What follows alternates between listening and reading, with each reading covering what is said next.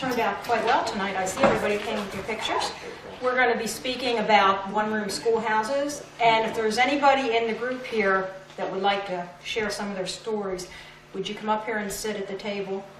Tell us a little bit about your stories, and maybe somebody else might want to ask some questions. And I know some of you came with papers, so come on. Go ahead. Oh, thanks. I'm going to get everybody up here. You don't have to come by yourself. No. No, Let's get a group up here. I don't mind. Okay, I'll Carol. start off. Okay. Okay. I think what we need to establish, first of all, is all of us, and I don't know who here hasn't gone to one-room school besides Seth. Earl didn't, Dot didn't, Deb didn't. Oh my, Dick, you never went to one-room school. You have no idea the joy it was to go to a one-room school. All of us that went to a one-room school know how fortunate we were for going there. You established friendships in a one-room school that I think was missing in a school that wasn't one room. You started first grade and went through 8th grade with the same people in the same room. You didn't change homerooms. You didn't lose those friends by going to a different homeroom.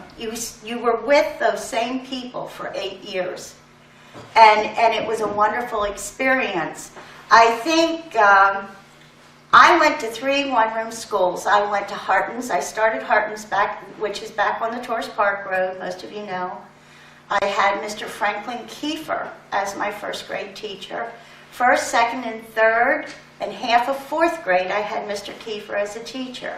Then the powers that be decided that for a half a year, we should all travel to Madam Morse for that half a year.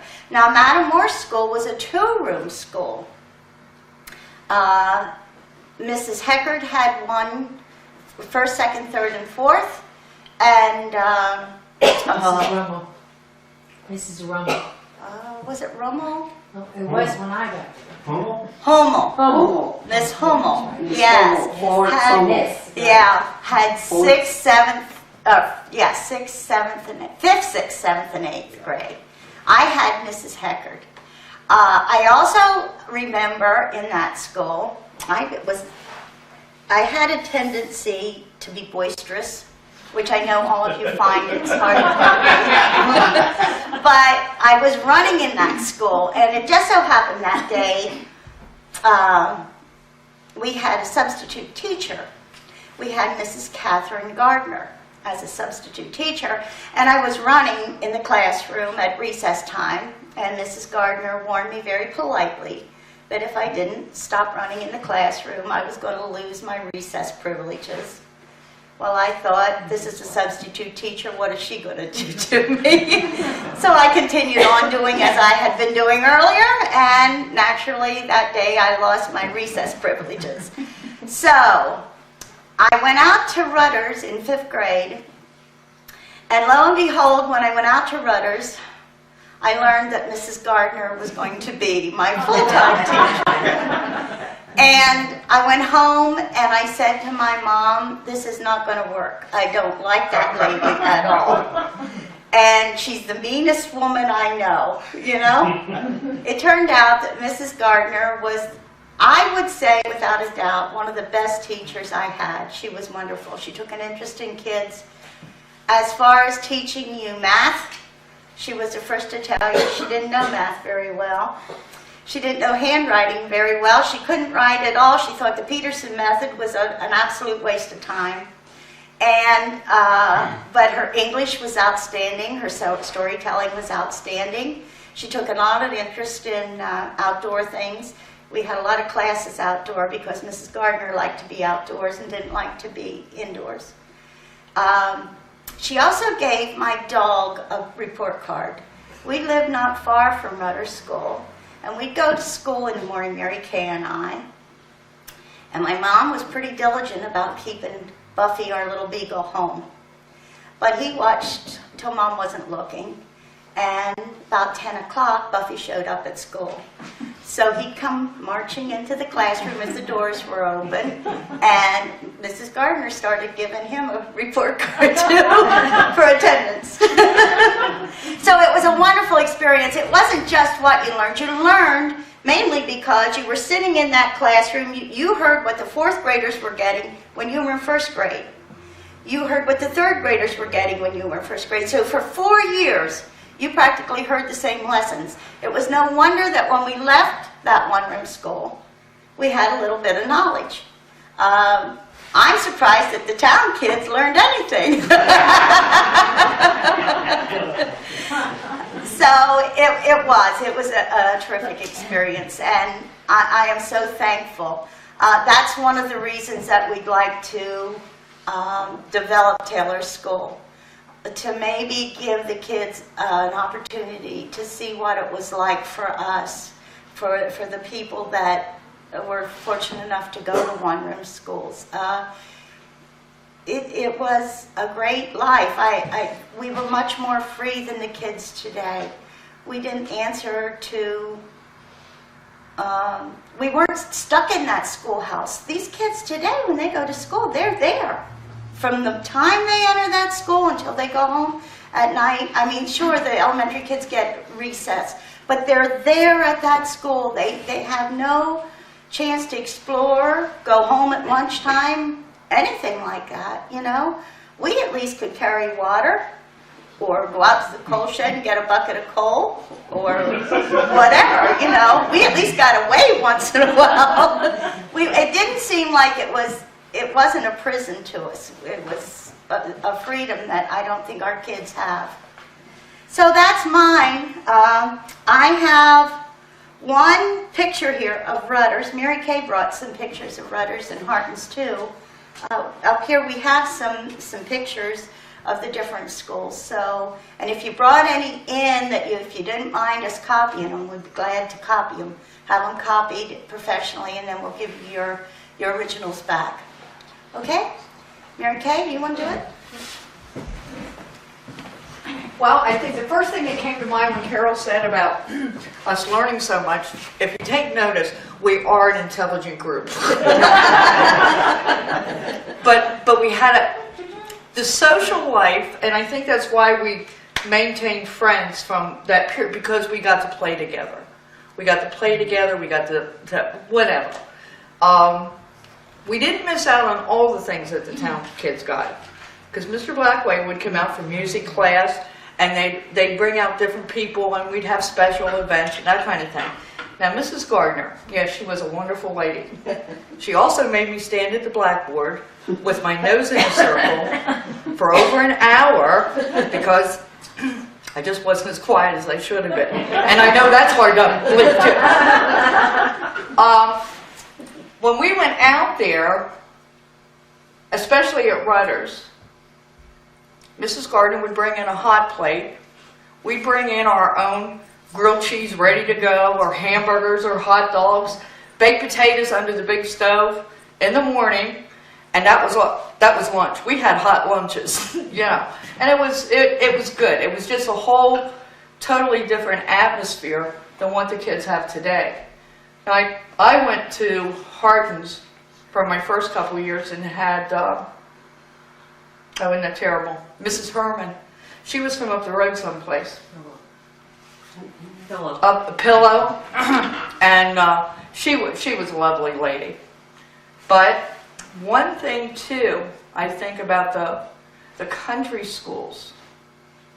Because you were all in the same room together, the teachers kept a lot of control over, because it could have got a little chaotic when the fourth grade is being taught something and the first graders are sitting there twiddling their, rutching and twiddling their thumbs and that kind of thing.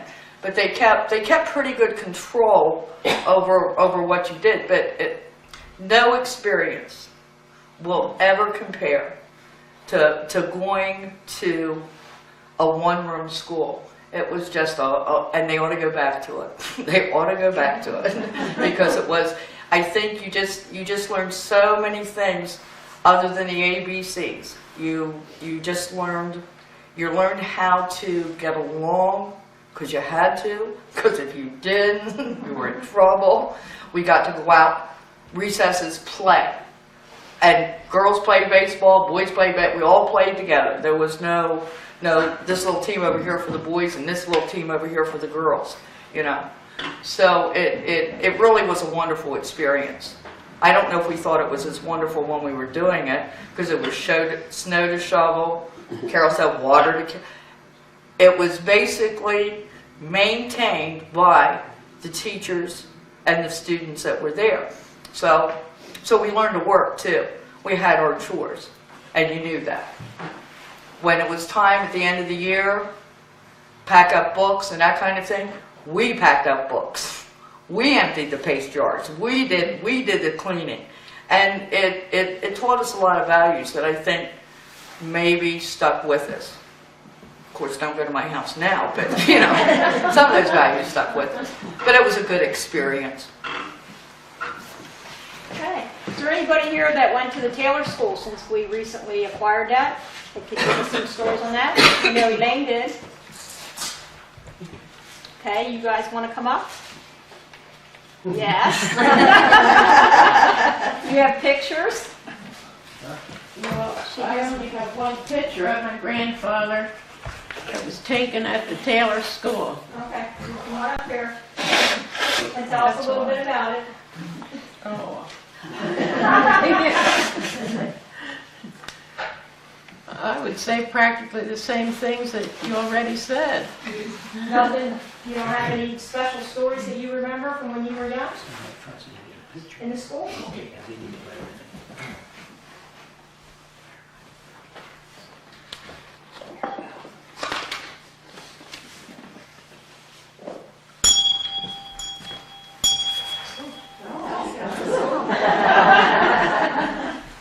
And this is my grandfather. That picture is approximately 1890. At Taylor School. And Mrs. Otland was my teacher, my one teacher, and this was her school bell. I bought it at her sale. And here's a report card from Taylor's and one from Matamoros. Is there yours? And they aren't just a sheet of paper. I read the green line. I have one of them. No, I had some. Carol just said to me, one of the things that we forgot to mention was the outhouses. They did get a little cold in the wintertime. Yeah. Does anybody else have some stories they want to come up and share with us? Bert, go ahead. Go ahead, Bert. Come on ahead, Bert. I heard you talking earlier before we started. Come on. Tell Well, us what school you went to. I started out in Fisherville, and I went 2 years there, and then my parents moved out on the farm where I live now, and then I went to Matamoros, and there I had a Miss Drum. She was from Williamstown or Wiccanisco or some up in that area, and Miss Hummel was on the other side. And I recall carrying coal and water, and we all played softball out back of the schoolhouse. And then my 2 years at Matamoros, and then we had this, it was Press Palmer, and he was something with the school, and that's when they switched these schools around, and they sent me to Rudders. Well, the first year I went to Matamoros, the next year Danny Kinzinger says, I'm to get off at Shambles. I said, no, I don't go to Shambles, I go to Matamoros. So I didn't get off at Shambles. But then I also said, if I'd have just known that they were going to switch me out to Rudders, I'd have walked to Matamoros.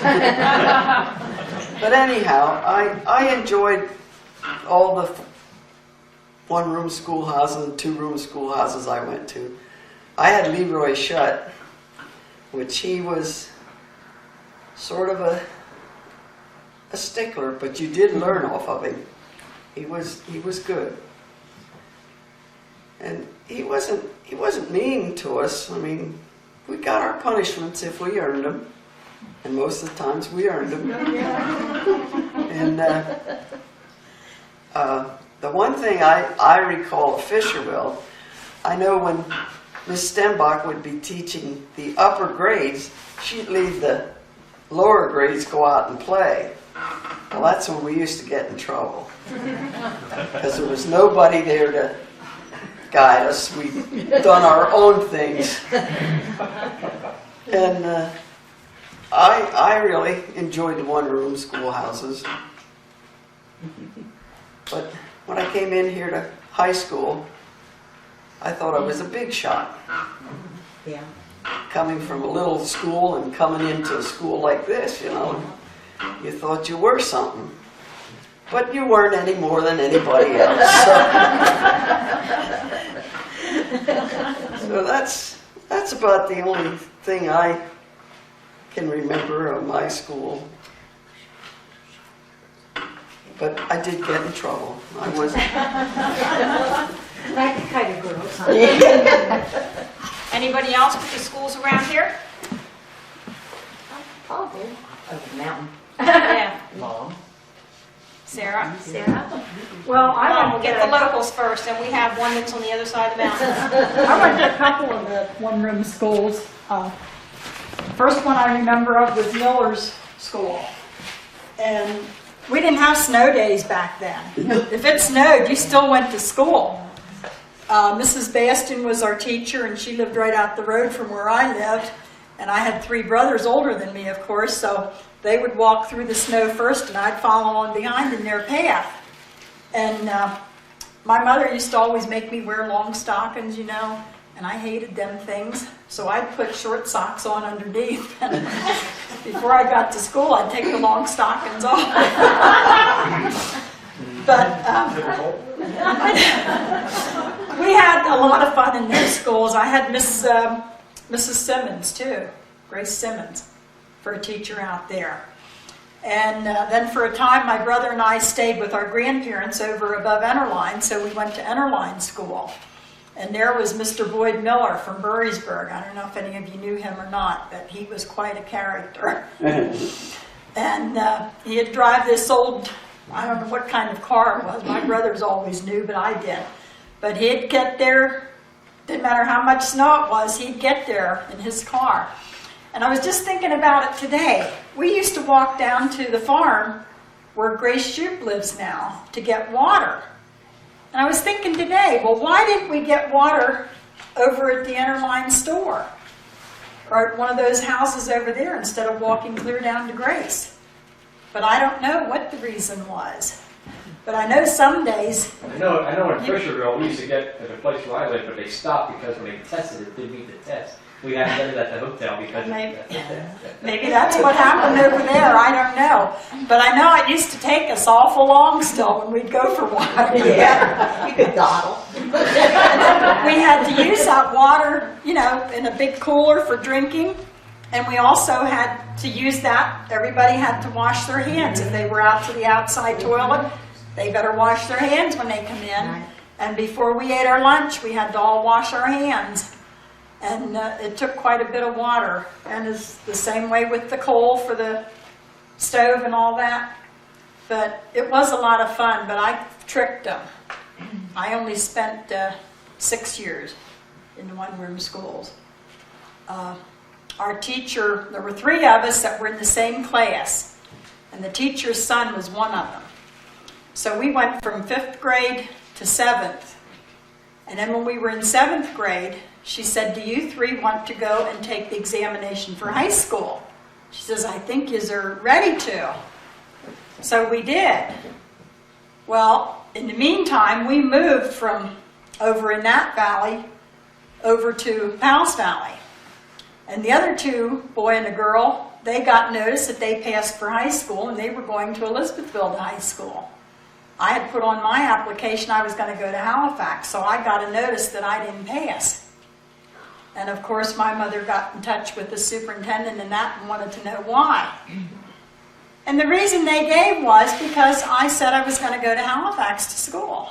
I don't know what they had against a Halifax school, but after some discussion back and forth, they finally agreed that I could go to high school.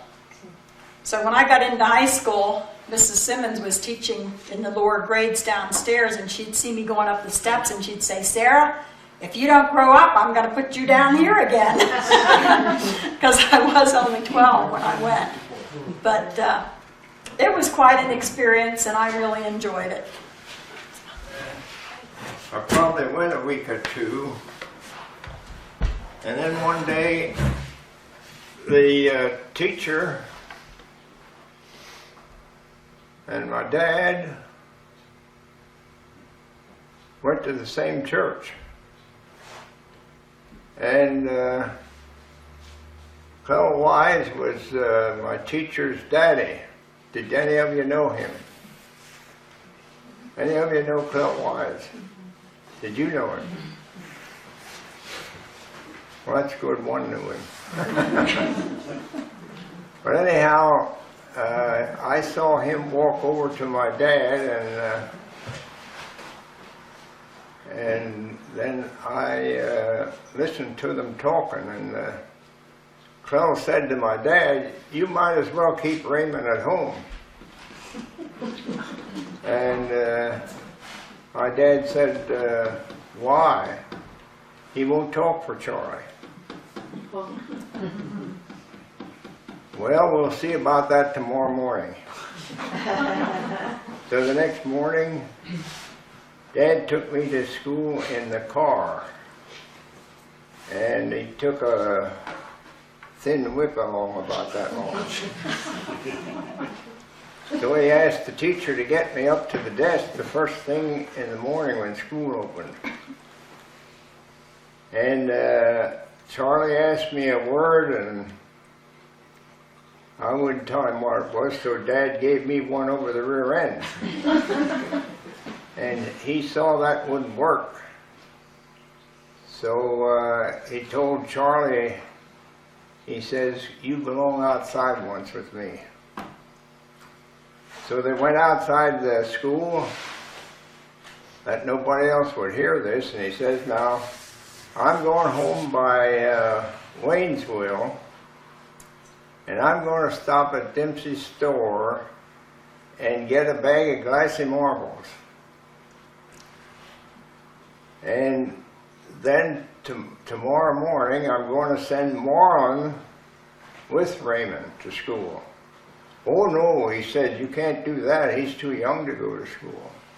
"No, this is just so Raymond learns to talk." Well, he thought it'd be all right, and he says, "When I'm going to bring these marbles down to you today, but Raymond isn't supposed to see them." And he says, "Tomorrow morning, when they get in school, you get them both on one seat. And then you show them the glassy marbles. And you tell them the one that tells you the first word here in the book he had." And I don't know what for book he had anymore, but there was a lot of words in it. And Marlon got the first marble. Who do you think got the rest?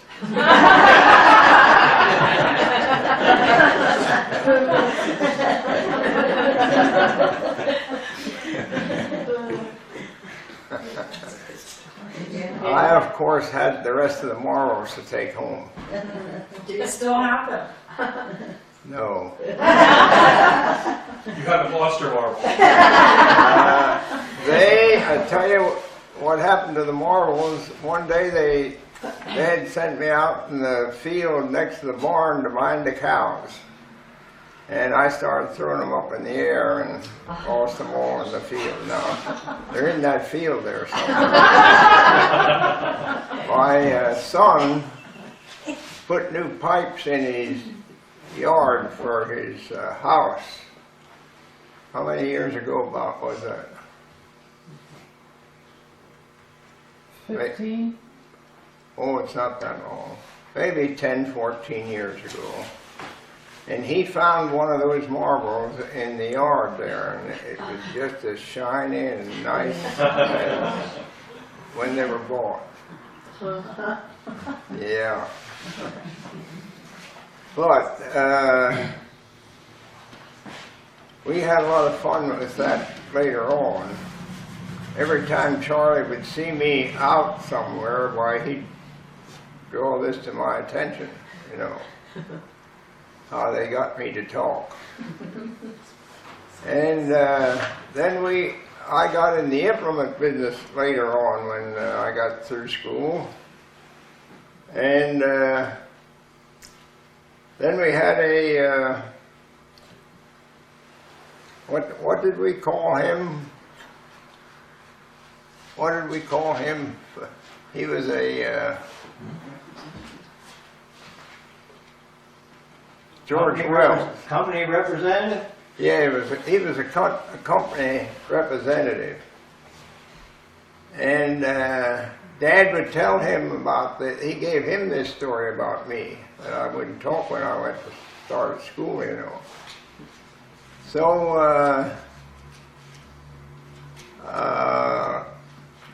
later on then, one day he came up there and he got started on this story about when I wouldn't talk, you know. And he said, Mr. Swigert, you know, I believe you should give them marbles now to get them to quit talking.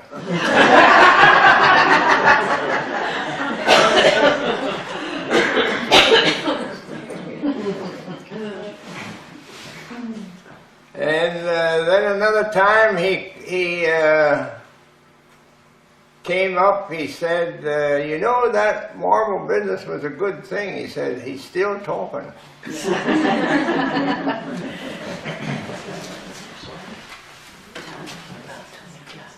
Huh?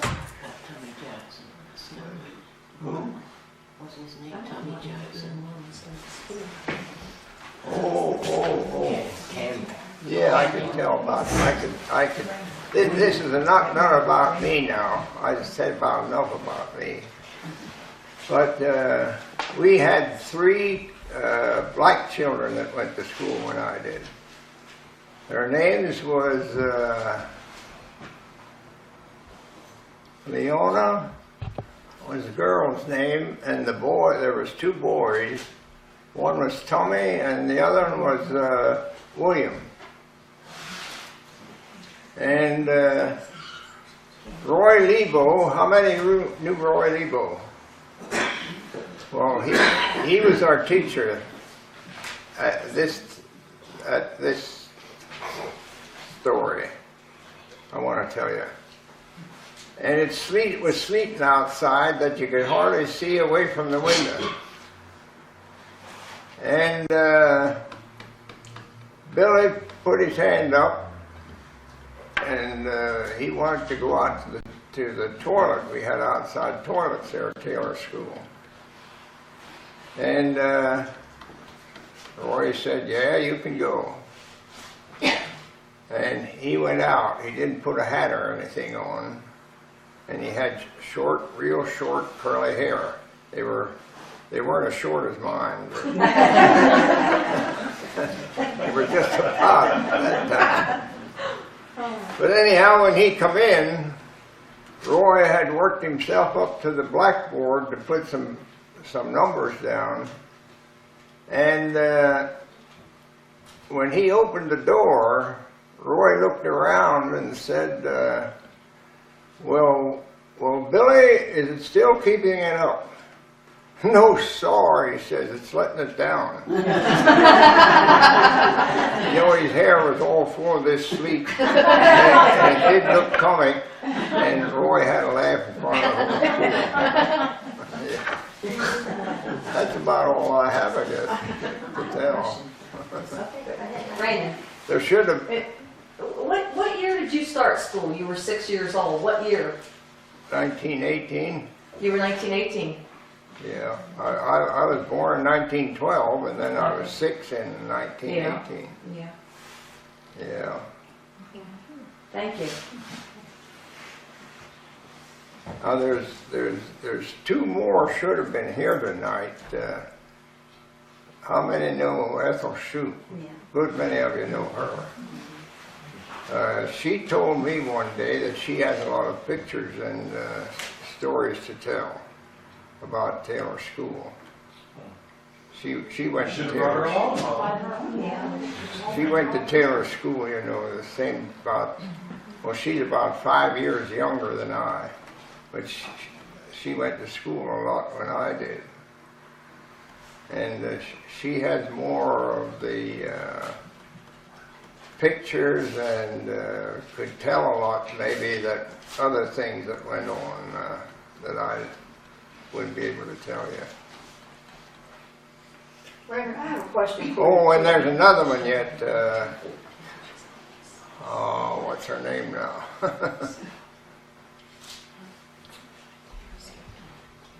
She wanted me to go along to the restaurant, you know, to... Oh, Pearl Hain. Yeah, Pearl. Pearl Hain. Good many of you know her. Well, she should have been here tonight. Now, I don't think she went to school there, though. Yeah, she went to school at Taylor's. Did she? Yes, she did. She told me she went to school there. Yeah. Well, she must have, I must have been through school when she... Oh, yeah, yeah, yeah. Yeah. She's younger than me. Huh? She's younger than me. She's younger than I am. Yeah. She's younger than Marlene. She's younger than Marlene. Pearl's younger than Marlene. How's that? I said Pearl Hain is younger than your daughter Marlene. And they took it down to Taylor School, Yeah. put it on that hot day. She's younger than Marlene. Younger than your daughter. Oh, Marlene, yeah, okay, Marlene's the niece. Okay, I'm sorry. She's younger than Marlene. She's the same age as Carol Swigert, Bill's Carol. Bill Oh. Swigert's Carol. She's the same age as Carol. That's my brother's daughter. Yeah, I see. yeah, Yeah, well, she's so far away, I hardly ever get to see her. yeah, she's New Hampshire. I get a letter from her once in a while. Yeah. Okay, my question for you is, they used to always tell us if we didn't behave, they were sending us to Taylor School. But that's where they send all the bad kids. Now, is that true? They sent mostly good kids there.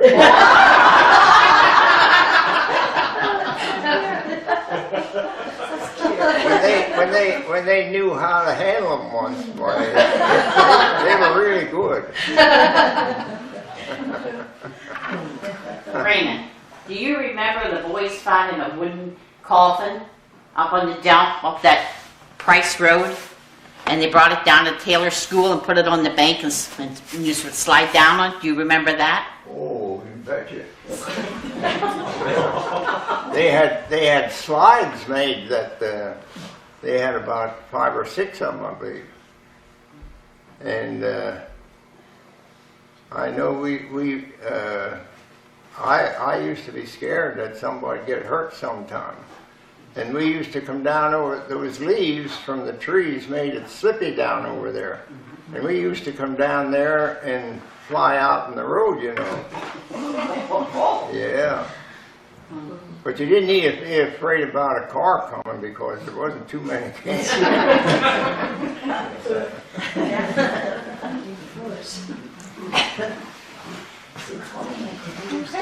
Thank you.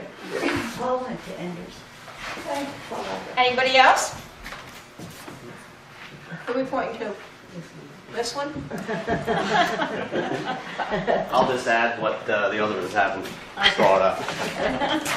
I went to Shambles, and one thing I do remember was we got like a Dixie cup for our water like once a month, and no matter if you destroyed that, you didn't get the second one. Right. You Yeah, only put got one. did we have to Mr. put our Holmes. initials on the bottom? Yeah. Yeah.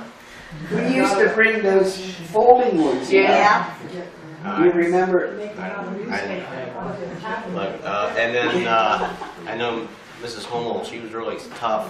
We faced the front of the room, the doors are in the back, and if somebody came in, you turned around, she smacked you with the rollers. And when I was in 4th grade, there was only there was only 5 of us in 4th grade. That was, you know, something that, I mean, I'm still friends there. All Brenda passed away several years ago. And then I know that, you know, the kids say about having to go to school bus stops. When I lived down on the farm behind what the Swigert brothers, that was my grandfather's farm. We lived on the farm down there. We had to walk all the way up from the farm and then all the way down to where Markle's is for the bus stop. They wouldn't even stop at the end of the lane up there.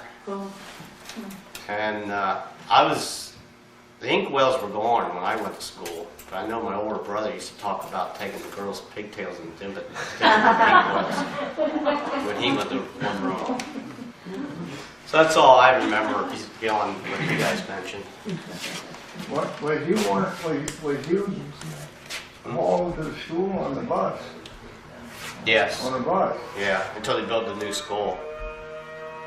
How long before you started school did the buses start hauling them? You know?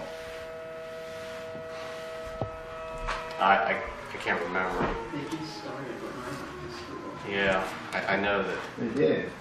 Because our bus route was really long. It went out Powell's Valley and then down around We had Waynesville Danny, and came around all the way back down to Shambles. we had Danny Kinsinger. I rode the bus, but I had to walk out to the red light, where it is now, to get on the bus. But Danny Kinsinger drove our bus. I guess the bus started when they started to change the grades in the schools. Like they put some of Taylor's down to Matamoros, you know, and different places, and that's when they started the bus business, isn't it? Yeah. I believe so. I don't know what year that was, though. Well, I can't remember, and it makes sense, is I went to 4th grade down there, and we had to go by Taylor School. Because I remember that bus route, and we went by Taylor School. But I still ended up at Shamble. So. You never went to Taylor School? No, I never went to Taylor. Shambles was the only one I went to. Our older brother, went to Matamoros. He got old enough, he went to Matamoros. Two-room school down there.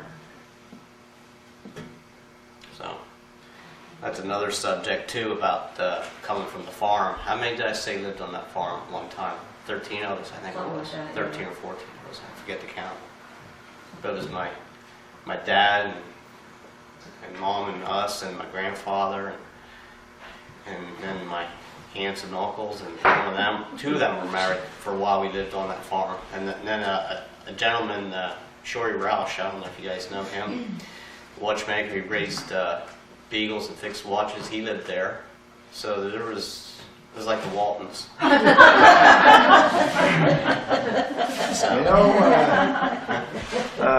You know Scott Devon, Yeah. his son. Right. She has one going to school out at Enders.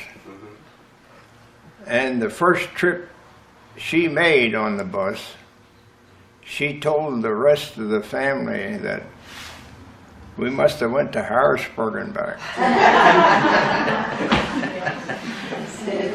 She has a pretty far trip. Yeah.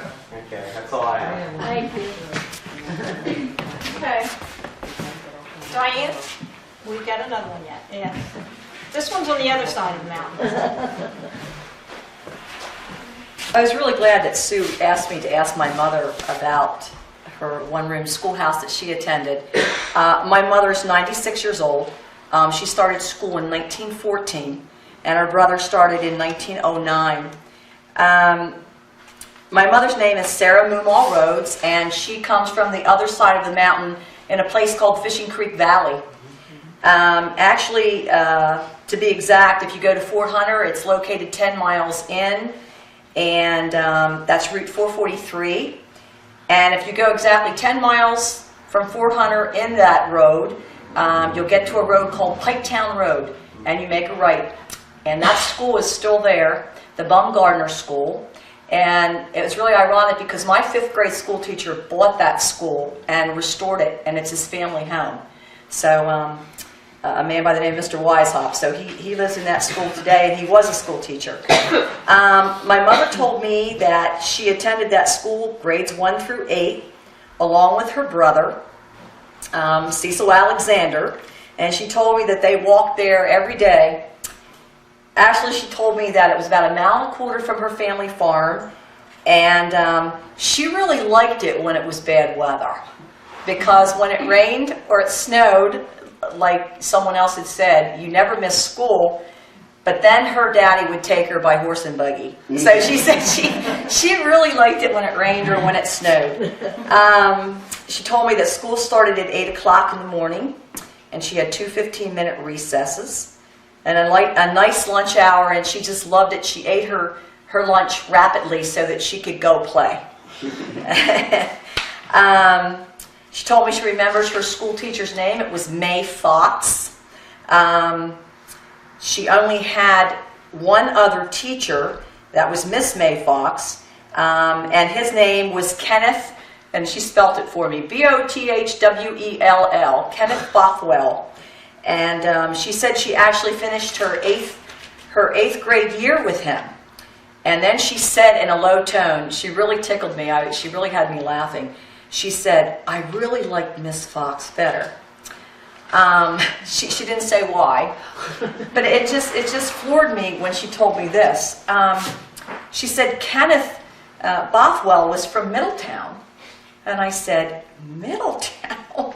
I said, "That's quite a long ways from Piketown, USA, there in Fishing Creek Valley." And she said, "Well, he lived with us." And I said, "He did?" And she says, "Yes." She said, "Actually, he boarded with my mother and father on our farm." And I'm thinking, my goodness, you would have think you'd have been his pet then, But I guess it was probably her brother, because I know her brother really liked school. And I says, "Well, what did he do?" And she said, he stayed Monday through Friday at our farm. And she said, then on the weekend, Friday night, my dad would take him by horse and buggy to Linglestown. And he would get a trolley and take the trolley to Middletown. And I said, wow, that's interesting. And interesting enough, I did find a picture of that old trolley. Someone had sent me over the internet. So, let me see. After that, she told me that her favorite subject was spelling. She loved spelling. And her favorite game to play at recess was hide and seek, along with the ball. I asked her if she ever had any schooling after that, and this was all ironic to me. She told me that in her early 30s, she went to a school at the farm show. It fascinated me. At the farm show, she said it was the Pennsylvania State School of Aeronautics, and she was learning all about, of course, the war and planes, and she said she became very educated on that, and they wanted her to learn how to pilot a plane. And she became ill, and she had to quit due to a medical issue.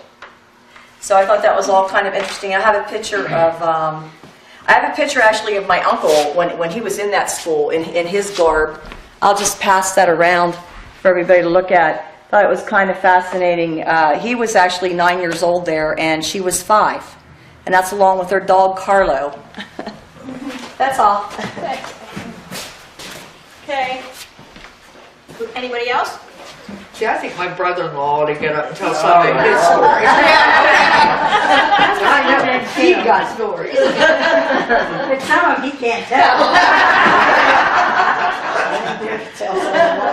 My dad had me afraid of even going to school because he said as bad as I was, he had the same first grade teacher that I was getting. It was Lester Enders, and he was going to beat me silly. Well, it didn't happen. Lester and I got along pretty good. But one of the things, too, when they were talking about hot lunches, one of our hot lunches were we'd take cans of Campbell's soup and throw it in the boiler on the old stove. The only thing was the labels had come off. So you ate whatever you got. You don't know if it was the one you brought or somebody else. I went 4 years to Fisherville School. Then they consolidated the schools. I had to go 2 years to Enders. with Mrs. Phillips. Her favorite punishment was learning poetry, and I know poetry. I didn't have a recess for the 2 years I went to Andrews School, but I did learn a lot of poetry. So then I went back to Fisherville because when they consolidated the schools, Fisherville was 7th and 8th. But there the school was in my backyard. I went 4 miles to Andrews for 2 years. That's all I have to say. Okay, well tell us, recite one of your poems. No, the only one he can tell you is who killed Cock Robin. And I really enjoyed the one-room schoolhouse. Then from Snyder's, I went to Elizabethville. But I started school in Williamstown. Then we moved to Elizabethville, and I went to Schwab's One Country Schoolhouse in Elizabethville. Then we moved across the mountain, I went to Snyder's. But I was telling Keith back there, when we girls would go to the outhouse, the boys would lift up that little trap door in the back, and we would scream. And we'd walk to school. So, I mean, I just wanted to bring that up. They used to lock us in too. Yeah. Turn the knob, Over at Schwab's one time, the older boys in 8th grade decided we're going to lock the teacher out. Well, they got all the kids from different, we walked to school. And anyhow, I remember we hid under this great big culvert. And there we hid while the teacher was locked out. That's all I have. Okay, anybody else? I have one more thing I want to say, Sue. This is something that I think maybe, I don't know if any of you would know, maybe Arlene. My dad, I have a picture of Dad. Dad went to Fisherville to school, and my dad at home, they only spoke Pennsylvania Dutch. And when my dad started school, he didn't know English at all. He only knew Dutch. And I don't know who the teacher was, but every day they said my dad got beat until he learned to speak English. So when we hear that the people today in this area, it's a lost form of language, and it's getting lost, let's face it. Unless you're Amish, you don't speak Dutch anymore. That's one of the reasons, because these kids had it beat out of them. And I talked to Nev Noblet. I don't know if you knew Nev, but he went to school with Dad, and he said he pitied my dad so, because every day Dad got beat, and it was very difficult for Dad to learn English. Now this was a downside of country school, and I'm sure it didn't happen just in country school. Had he gone to town school, it probably would have happened too. But I always thought, what a remarkable thing that even so he still remembered it, because you'd think it would have scarred him for life, that, you know, beaten like that. And truthfully, in those days, it was nothing for a teacher to beat a child. Not all teachers did it, but there were some that did. I know Mom talked about going to a school where the teacher felt free to beat kids, and it was the downside of it. You know, thankfully I never had a teacher that did that, but there were teachers that did. And now when I hear the kids getting into trouble and the parents revolting because they had to stay in at recess time, I think, do you know what generations ago things that happened? Here was a little boy, 6 years old, that was getting beaten for speaking the language that he learned at home. And at home, that's what they still spoke, even after he learned English in the school. So it's part of the reasons that we lost that language, because it was demanded that they had to speak English in school. That's all I wanted to say, but I did think that should be said. It's a shame Gene Miller's not here tonight. He's the first one that swatted me.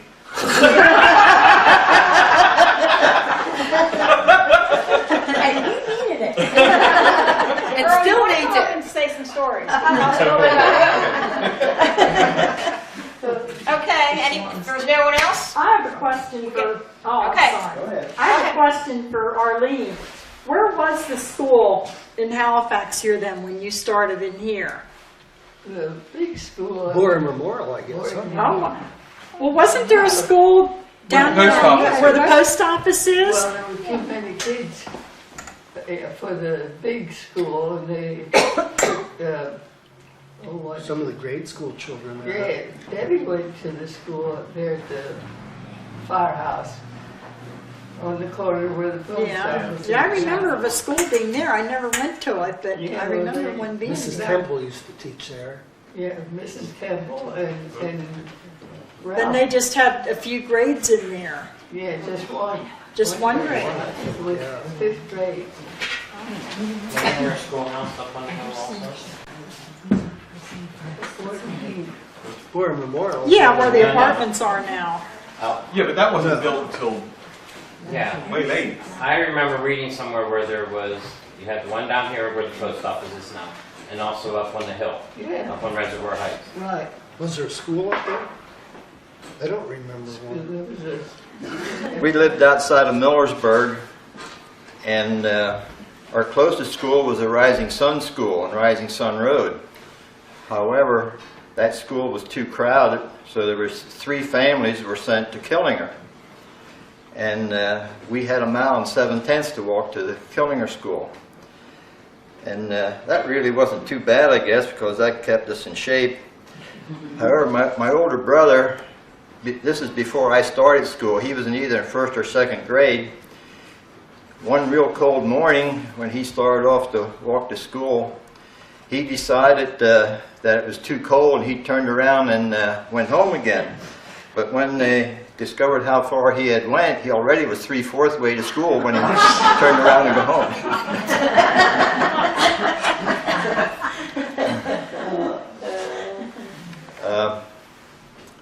In 1st grade, my teacher was Roy Lebo, who my father-in-law also had here in Powell's Valley. Later on in life, he told me once that the pay wasn't really that great for school teachers, that he bought a Model T, I believe a used one, and used that to drive over here to teach school. And then when spring came, he sold it again because the money wasn't that plentiful for him. And then the next school term, he bought another one.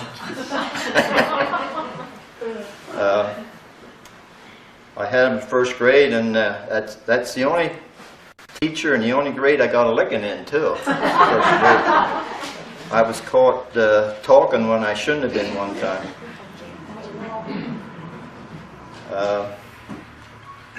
I also had to stand up in the corner on 1 foot, too. I remember that, too. But things improved as I went through school. You learned a lot. Learned not to get caught. I brought 2 pictures along. They are of Killinger School of 1941.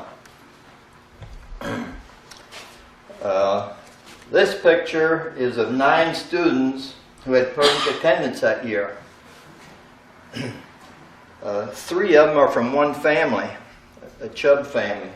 You remember sometime back we had Marie Chubb Messersmith do a meeting here on covered bridges in Pennsylvania. She is on here, and her 2 older brothers. Maybe you know one of the older brothers, Chubby, that has a produce stand about a mile west of Elizabethville. He's on here. So I'll let them. That's all I have. In September when school You're talking started. about Faye. Faye, Viola Faye. Yeah. And she taught up at Dunkel's. Well, I went to Dunkel's, but then when she was there, I went to Rutter's.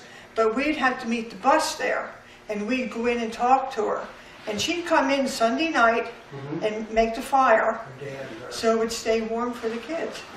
And I often think of, what 18-year-old would want to do that nowadays? And then she would go in school in the summertime to get her degree. Yeah, I forget how long she went to school. It was a long time. Summers and the evenings for something like 16, 18 years. Mhm. And that's why Faye was always so serious about teaching. She got her education the hard way. Yeah. Yeah. So that was, I often think about her for that. And then somebody was talking about the inkwells. When we went to Rudder School, we'd take walks and we'd pick daffodils and take them back to school and stick them in the inkwells. All that blue veins coming through. I remember that.